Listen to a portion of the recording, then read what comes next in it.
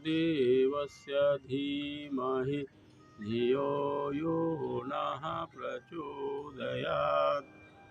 वासुदेवसुतं देवं कंसचाणूरमर्दनं देवकी परमानन्दं कृष्णं वन्दे जगद्गुरुं।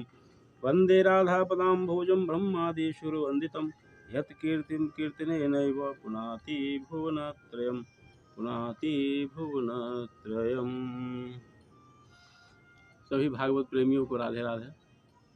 आइए आज पुनः इनाम पल्लवों की छाँव में बैठकर भागवत रस का पान करें। हम लोग भागवत के अंदर 10वें अध्याय में राम कथा की चर्चा कर रहे हैं, क्योंकि भागवत में राम जी का भी वर्णन है। तो बड़ी रोचक बातें हैं। राम की कथा तो हर कोई जानते हैं, कम या ज़्यादा, लेकिन उनके पीछे कुछ विशेष भाव होता है, उन पर हम थोड़ा सा चर्चा कर लेते हैं। थोड़ी सी चर्चा इस पर हो जाए तो अच्छी होगी, क्योंकि तत्व ज्ञान का महत्व ज़्यादा होता है और कथा तो बाकी सबको जानते हैं। ये कोई नई चीज़ नहीं है। भारत के जनमन के सम्राट हैं भगवान राम और उनकी कथा लोकप्रिय है, हर बच्चा यहाँ जानता है। यहाँ थोड़ी सी चर्चा करेंगे कि भगवान राम के समकालीन अनेक राजकुमार थे। आज कितने राजकुमारों को हम लोग जान रहे हैं? बस एक भगवान श्री राम को हर कोई जान रहा है। क्यों? उन्हें जो 14 वर्षों का वनवास मिला, भले लौकिक कारण जो हो, माता कैकेयी ने उन्हें भेज दिया दशरथ जी के साथ, अपने पति के साथ ज़बरदस्ती करके, बात मनवा कर, ये सब लौकिक बातें हैं, अलग की बातें हैं। अगर भगवान राम 14 वर्ष वन में नहीं होते, राक्षसों का संहार नहीं करते, ऋषियों को दर्शन नहीं देते जो इतने दिनों से तपस्या कर रहे थे भगवान के दर्शन के लिए, सबरी के घर नहीं जाते, तो उन्हें कौन जानता? तो जिसके जीवन में वनवास नहीं है, उसके जीवन में सुवास नहीं हो सकता है, जीवन में सुगंध नहीं हो सकता है बिना कष्ट किए। जो व्यक्ति अपने जीवन में जितना कष्ट करता है, उसका जीवन उतना ही सुवासित होता है। ये बात हम नहीं कह रहे हैं, ये पूज्य डोंगरे जी ने भी इस चीज़ की चर्चा की है। उन्हीं के बात मैं आपको बता रहा हूँ कि जब तक जीवन में वनवास नहीं हो, तब तक जीवन में सुवास नहीं आता है, जीवन सुगंधित नहीं होता है। जो व्यक्ति सोचता है कि हमेशा हम आराम करते रहें, चैन की ज़िंदगी जीते रहें, उसकी दुनिया सिमट के रह जाती है।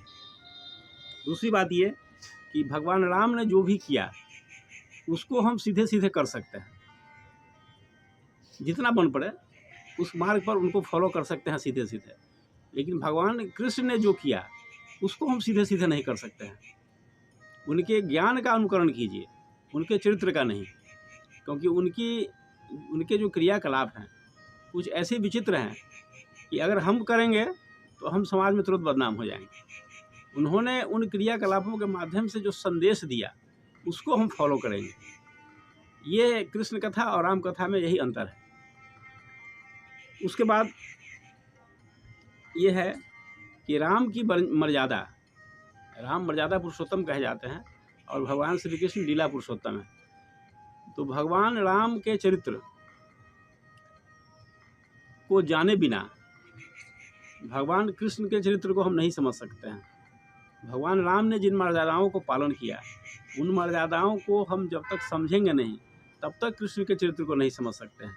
इसलिए भगवान वेद व्यास की यह दूरदृष्टि का परिणाम है कि उन्होंने कृष्ण चरित्र लिखने के पहले श्री राम का चरित्र लिख दिया। भागवत में श्री कृष्ण का चरित्र 10वें स्कंद से शुरू होता है और भगवान राम का चरित्र 9वें स्कंद के 10वें अध्याय से शुरू हो जाता है। तो पहले वर्णन करने का यही उनका उद्देश्य है। कहने वाले कह सकते हैं कि जब भागवत है तो उसमें केवल कृष्ण की बात होनी चाहिए। नहीं, इसमें पूरे सृष्टि का वर्णन है, पूरे संसार का रहस्य का उद्घाटन हुआ है। और सबसे बड़ी बात कि भगवान राम के चरित्र का वर्णन हुआ है कि जब तक हम भगवान के राम के चरित्र को नहीं समझ सकेंगे, जब तक हम मर्यादा का पालन करना नहीं सीखेंगे, तब तक हम कृष्ण के चरित्र को समझ ही नहीं सकते हैं। ये शर्त है उसकी। इसलिए भगवान राम की मर्यादा का पालन करें, इसलिए पहले भगवान राम की चर्चा हुई। अगर भगवान राम की मर्यादाओं को हम समझ जाएंगे तो भगवान कृष्ण की लीलाओं का भी अर्थ भी हम समझ जाएंगे। तो ये भगवान व्यास की बड़ी दूरदृष्टि है और उनकी बड़ी कृपा है कि इतना ज्ञान का भंडार उन्होंने हम सबके लिए दिया है। हम इसका लाभ न उठावें तो ये हमारा दुर्भाग्य है।